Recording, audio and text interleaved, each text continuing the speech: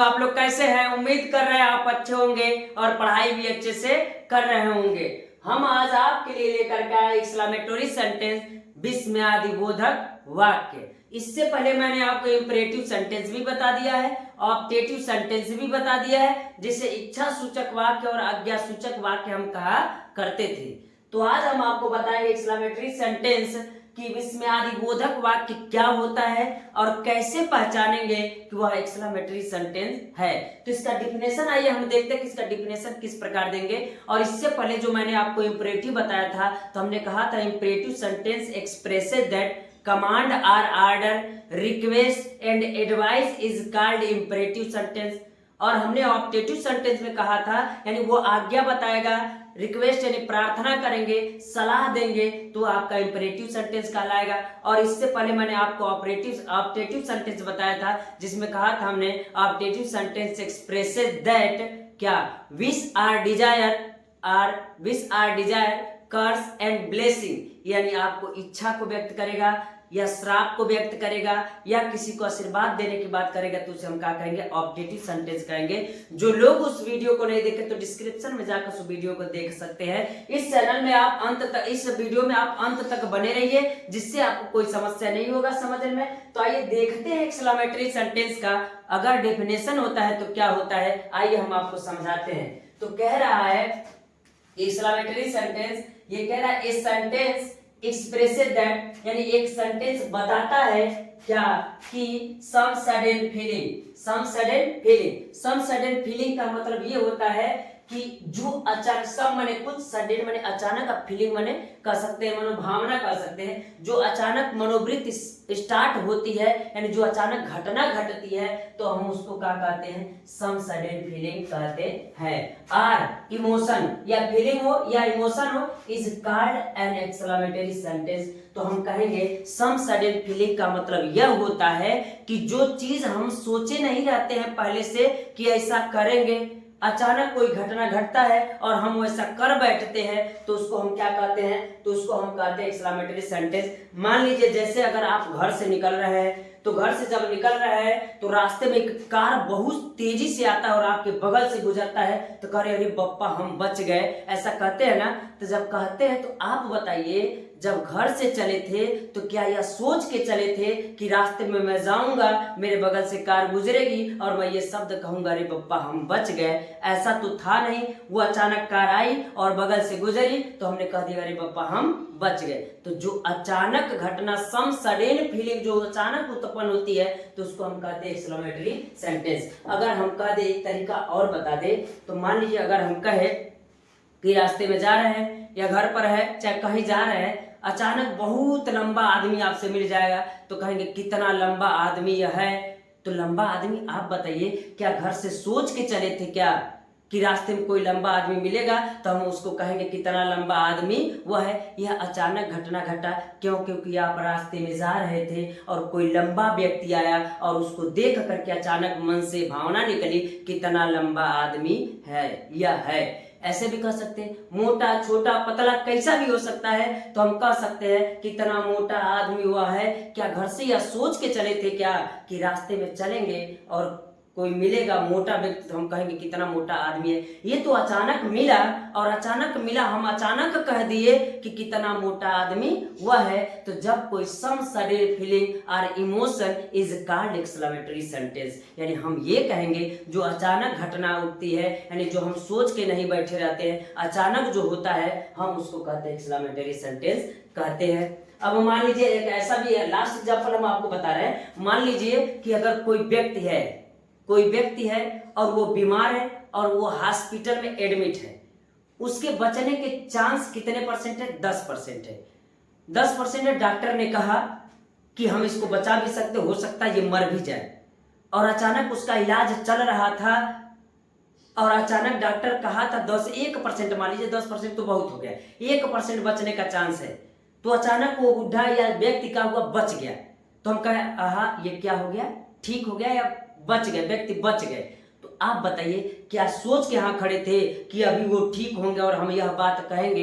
ये तो अचानक बात हुआ कि वो जिंदा हो गए। अरे मर भी तो सकते थे, कि हम यही कहेंगे कि वो बच गए, ये सोच के तो नहीं खड़े थे ना, वो अचानक ठीक हुए और अचानक मन से भाव निकला कि वो बच गए। तो जो अचानक घटना घटती है उसी को कहते हैं एक्सक्लेमेटरी सेंटेंस यानी विस्मयादिबोधक वाक्य। तो हम क्या कहेंगे, इस सेंटेंस माने एक सेंटेंस एक्सप्रेसिव दैट माने बताता है कि some sudden feeling यानी some sudden feeling or emotion is called an exclamatory sentence। यानी उम्मीद करें ये बात समझ में आ रही होगी, अंत तक इस वीडियो में बने रहिएगा, आपको कोई दिक्कत नहीं होने वाला है। वो सब चीजें मैं आपको आज बता दूंगा जो इससे संबंधित होगा।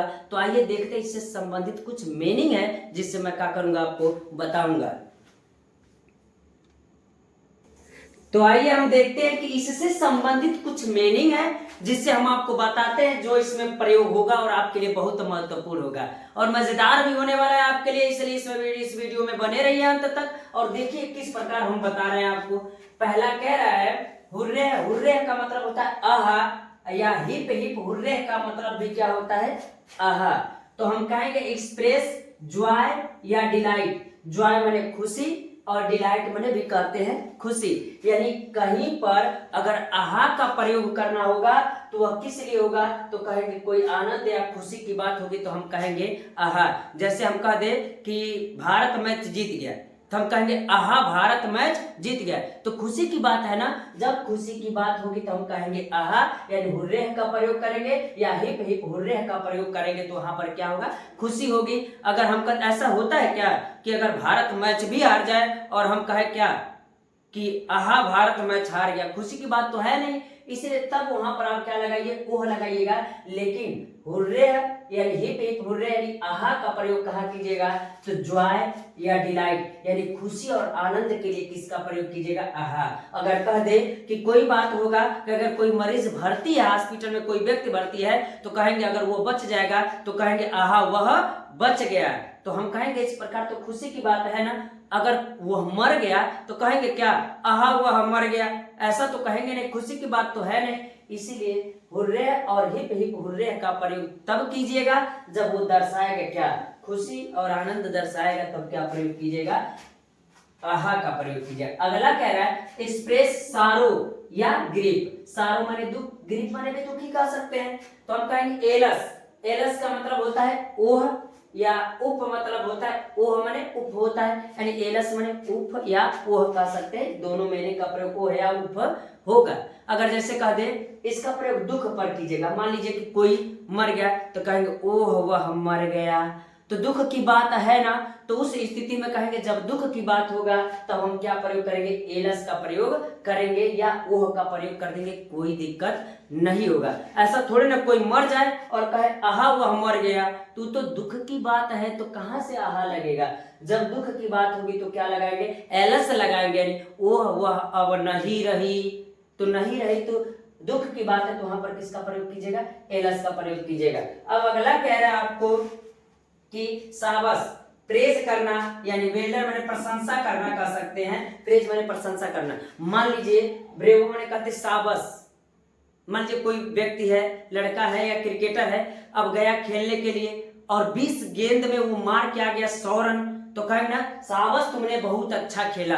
तो जब किसी का प्रशंसा करना होगा तो किसका प्रयोग कीजिएगा, ब्रेवो का प्रयोग कीजिएगा।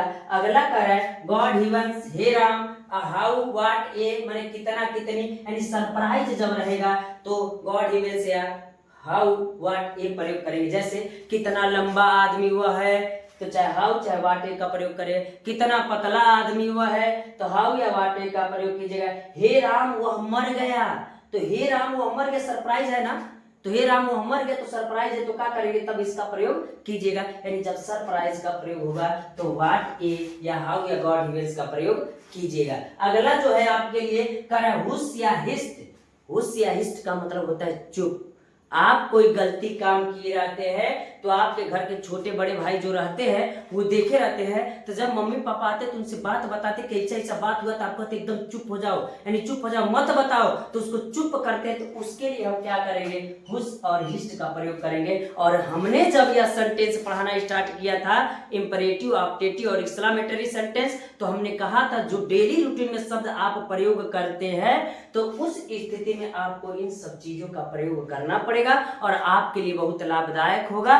इसलिए इन सब चीजों को आप क्या कीजिएगा, याद कीजिएगा। जैसे कभी घर पर होते तो नहीं, छोटे भाई को कहते चुप हो जाए, एकदम बोलना मत, तो उस स्थिति में क्या कहते हैं, इन सब मीनिंगों का प्रयोग करेंगे। जैसे कितना खाना तुम खाते हो, तभी तो प्रयोग करेंगे इसका। हे राम वो मर गई, तब भी कहेंगे। शाबाश तुमने बहुत अच्छा किया, तो ब्रेवो का प्रयोग। ओ उसका कुत्ता मर गया, तब भी तो कहेंगे एलस का प्रयोग। आहा भारत मैच जीत गया, तब भी हम कहेंगे कि क्या होगा, आहा का प्रयोग करेंगे।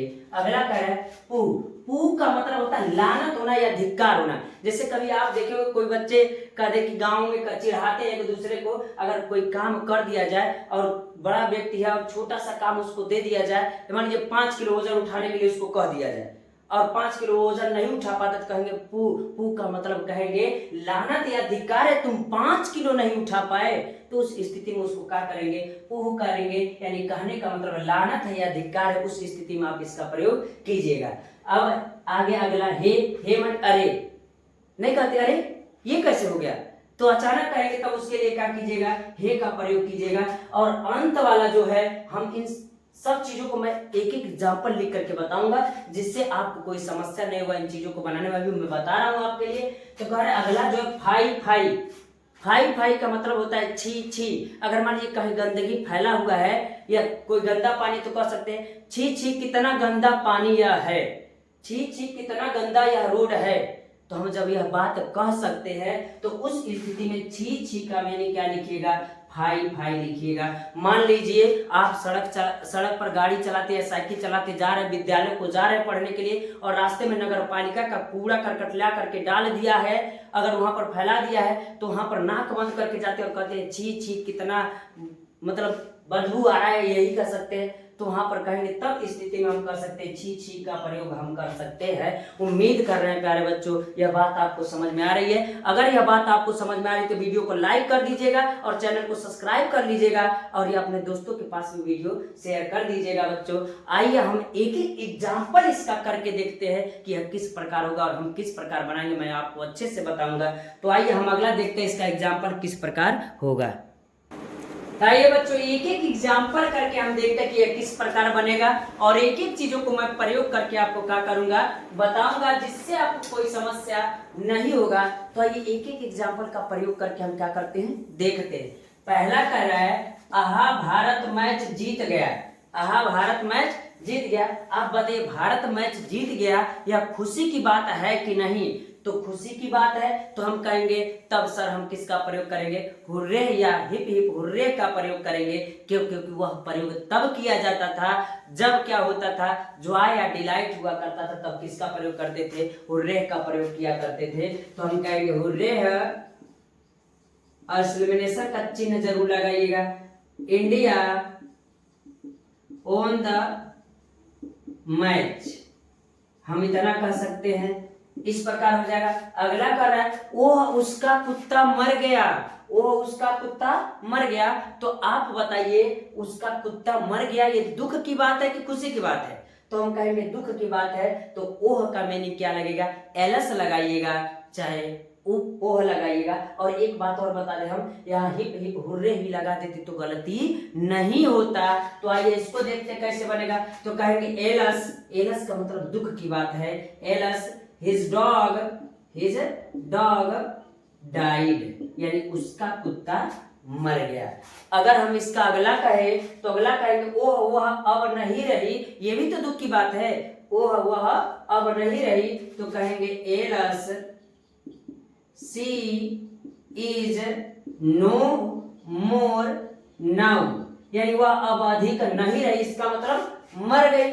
ये कह सकते वह अब नहीं रही मतलब नहीं रही। शाबाश तुम अच्छा खेले। आप बताइए किसी बच्चे का या किसी व्यक्ति का हम प्रशंसा कर रहे हैं कि नहीं कर रहे हैं, कि शाबाश तुम अच्छा खेले, तो उस स्थिति में बताइए तब हम क्या कहेंगे, तो कहेंगे ब्रेवो। तो ये क्या लगेगा, ब्रेवो। अभी पिछला में ही हमने लिखवाया, तो आप देख सकते हैं, अगर नोट तैयार किए तो आप देख सकते हैं नोट में कि क्या है ब्रेवो। तो कहेंगे यू प्लेड वेल, तो हम कह सकते हैं ब्रेवो यू प्लेड वेल, इतना हो सकता है। अगला कह रहा है, इसका देखिएगा थोड़ा सा तरीका इसका अलग है। अलग ये है कितना लंबा आदमी वह है। इसको बनाने के लिए एक बात का पूरा ख्याल रखिएगा, कितना लंबा आदमी है, तो इस स्थिति में ऐसे सेंटेंस को बनाने के लिए एक बात का केयर किया जाता है, जो मीनिंग है उसका मीनिंग उसी के नीचे लिखा जाता है। जैसे हाउ माने कितना, यानी कितना लंबा, तो टाल हो जाएगा। आदमी माने मैन हो जाएगा, यानी इसका मीनिंग इसके नीचे, इसका मीनिंग इसके नीचे। ही माने वह हो जाएगा, और ही इज माने का हो जाएगा, है हो जाएगा। तो इस प्रकार हम कह सकते हैं हाउ टाल मैन ही इज, यानी हम कह सकते हैं ऐसे सेंटेंस को बनाते वक्त इस बात का ख्याल रखा जाता है कि जो है मीनिंग उसका मीनिंग उसी के नीचे रहेगा। जैसे इसको बनाइए, कितना मोटा आदमी वह है। अभी हमने कहा जो ये मीनिंग है उसका मीनिंग यहाँ, तो व्हाट ए भी लिख सकते हैं, फैट मैन ही इज। तो इस प्रकार हो सकता है what A fat man he is. तो इस स्थिति में हम कह सकते हैं जो मीनिंग उसी के नीचे, जो मीनिंग उसी के नीचे, जो शब्द उसी के नीचे उसका मीनिंग लिखेगा। अगला कर कितना सुहावना मौसम है, तो कहेंगे how pleasant weather is. Today भी आएगा तो टुडे भी कर सकते हैं, ये भी कर सकते, कितना ठंडा मौसम आज है, कितना ठंडा पानी है, कितना ठंडा पानी है, या कितना गर्म पानी है। ये कुछ भी आप कर सकते हैं जो डेली रूटीन में प्रयोग करते हैं, आपको समस्या नहीं होगा। कितना तेज वह दौड़ता है, तो हम कहेंगे कितना तेज वह दौड़ता है, तो हम कहेंगे जानते हैं क्या, हाउ, या व्हाट ये भी लिख सकते हैं, फास्ट ही रन्स। प्रेजेंट में तो बनाइएगा, कोई दिक्कत, हाउ फास्ट ही रन्स, इतना कर सकते हैं। अगला कर कितना मूर्ख तुम हो, तो आप बताइए तभी तो कह सकते हैं कैसा सेंटेंस, तो हम कहेंगे इसके नीचे इसका मीनिंग सर, तो कहेंगे how fool you are, how fool you are, यानी कितना मूर्ख तुम हो। तो इस प्रकार हम कह सकते हैं आज आपका एक्सक्लेमेटरी सेंटेंस भी हो गया। तो प्यारे बच्चों, अगर वीडियो आपको समझ में आ रहा है तो वीडियो को लाइक कर दीजिए, चैनल को सब्सक्राइब कर लीजिएगा, और आपका कर दीजिएगा बेल आइकन भी दबा लीजिएगा, और अपने दोस्तों के पास शेयर भी कर दीजिएगा। क्यों? क्योंकि जो जानकारी आपके पास है वह जानकारी आपके दोस्तों को भी मिल जाए, इसलिए इस वीडियो को शेयर भी कर दीजिएगा। आज के लिए इतना रहने देते हैं प्यारे बच्चों, धन्यवाद।